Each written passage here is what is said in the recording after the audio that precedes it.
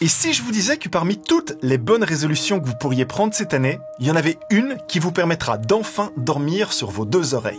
Et si vous prenez cette résolution aujourd'hui, ça vous évitera peut-être de vous retrouver au réveillon de Noël prochain devant votre écran en train de corriger un bug en production. Enfin, vous voyez la scène, quoi. Petit four dans une main et tentative de connexion en SSH à un serveur en distance dans l'autre. Franchement, le truc qu'on veut éviter à tout prix. En prenant cette bonne résolution cette année, vous pourrez vous soulager de la pression mentale constante à laquelle tous les développeurs sont confrontés. Je vous souhaite à tous une excellente année. Merci pour votre fidélité. Je m'appelle Alexis et bienvenue sur Parfaitement Web. Parlons de la question qu'on me pose le plus lorsque je parle des projets sur lesquels je travaille. Il faut savoir que je code des applications web sur mesure pour plein de clients. Il y en a une par exemple, c'est une plateforme en ligne qui gère des utilisateurs et des centaines de produits avec des millions de transactions bancaires par mois. La question qu'on me demande, c'est comment fais-tu pour dormir la nuit? Alors j'aime répondre, l'expérience, j'en suis pas à mon coup d'essai, mais ça c'est uniquement une réponse prétentieuse pour se marrer un petit peu. En réalité, la seule bonne réponse à donner, c'est que votre code est testé. Alors vous arrivez à dormir la nuit tout simplement parce que vous savez que votre code fonctionne. Et lorsqu'un imprévu inévitable arrive, au moins ça vient pas de votre code et d'une faute d'inattention. Et tout ce que je vais vous dire est d'autant plus vrai si vous travaillez tout seul sur votre code. En équipe, c'est souvent différent, vous aurez des procédures à respecter, mais ça, on en reparlera un petit peu plus tard. Et je vous parlerai également du seul test que vous devriez rédiger si vous n'en avez pas encore. Il ne va ne vous prendre que 10 minutes à réaliser. Si vous ne deviez en écrire qu'un seul, ce sera celui-là. Alors en attendant, j'ai qu'un seul objectif avec cette vidéo, celui de vous faire aimer les tests automatisés. Parce que franchement, on va pas se mentir, c'est pas une résolution qui fait super rêver. En 2024, j'ai décidé d'écrire des tests pour mon code. Pourtant, je suis certain que vous allez pouvoir considérer les tests comme aussi fun, si ce n'est même pas plus que le code en lui-même. Il n'y a pas un seul développeur sur Terre qui est pas convaincu de l'importance des tests. Alors comment ça se fait qu'on n'est pas tous en train de tester notre code à chaque fois? Alors je pense que tout simplement, d'abord, c'est parce qu'on ne sait pas comment le tester. On ne connaît pas les outils, on ne connaît pas les bonnes pratiques, ni la syntaxe. Ensuite, on ne teste pas parce qu'on ne sait pas quoi tester.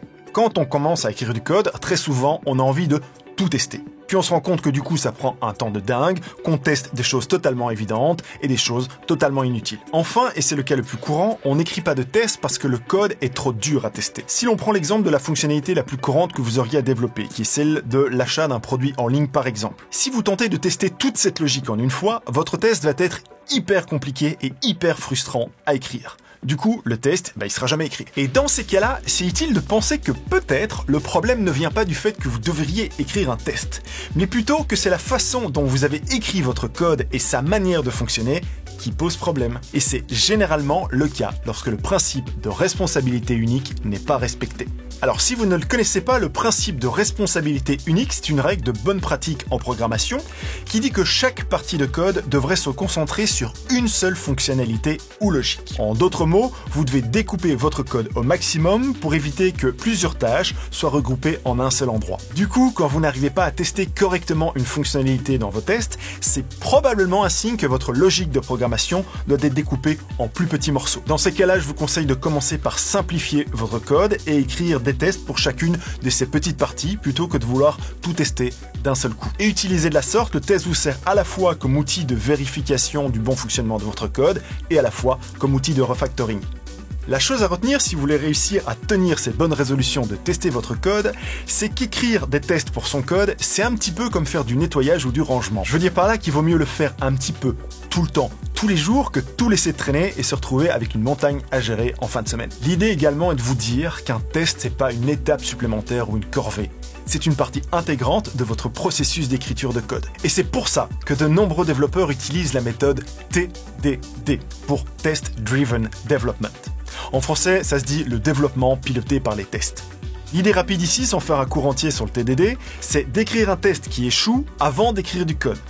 Puis en ne vérifiant qu'une seule chose à la fois, vous écrivez le moins de code possible jusqu'à ce que le test réussisse. En d'autres mots, ce sont les tests qui guident votre progression et votre logique de développement plutôt que d'écrire un test après coup en fonction du code que vous avez déjà sorti. Et même si la méthode TDD est ultra connue et séduisante, j'ai toujours trouvé que dans la pratique, elle n'est pas si simple et si facile à appliquer pour un développeur junior qui travaille encore tout seul de son côté. Elle n'est pas facile à appliquer parce qu'elle vous demande de réfléchir avant à la logique et à la manière dont vous voulez résoudre le problème. Et c'est alors qu'à ce niveau, on travaille plus par réaction que par anticipation. C'est-à-dire qu'on écrit du code et on voit ce qu'il produit.